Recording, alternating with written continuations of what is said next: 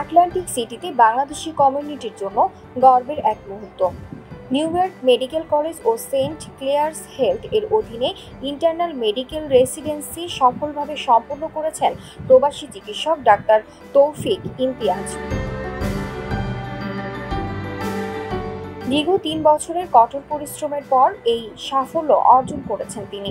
এই অর্জন উদযাপন করতে নিউ জার্সির দ্য ভেনিসিয়ানে অনুষ্ঠিত হয় জমকালো গ্র্যাজুয়েশন অনুষ্ঠান। উপস্থিত ছিলেন শিক্ষক মণ্ডলী, সহকর্মী ও প্রিয়জনেরা। গর্বিত এই মুহূর্তে সবার জন্যই ছিল আনন্দ ও উচ্ছ্বাস।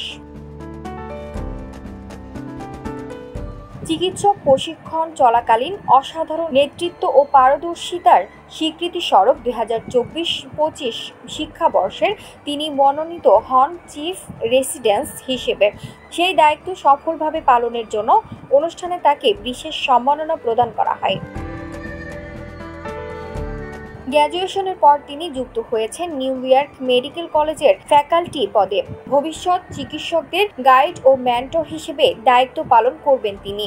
ডাক্তার তৌফিক ইমতিয়াজ বাংলাদেশ সাবেক কাস্টমস কর্মকর্তা আলাউদ্দিন আহমেদ ও কুমরুল নাহারের পুত্র। আটলান্টিক সিটির মার্কেন্টাইল ডিরেক্টর ও বাংলাদেশি কমিউনিটির নেতা জহিরুল ইসলাম বাবুলের শ্যালক তিনি।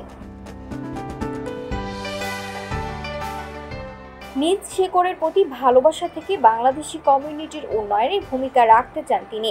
বিশেষ করে চিকিৎসা পেশায় আগ্রহী বাংলাদেশি আমেরিকান তরুণদের জন্য কাজ করতে চান হাতে কলমে। ডাক্তার তৌফিক ইমতিয়াজের এই সাফল্য শুধু ব্যক্তিগত নয়, বরং প্রবাসী বাংলাদেশিদের জন্য অনুপ্রেরণার এক নতুন দিগন্ত।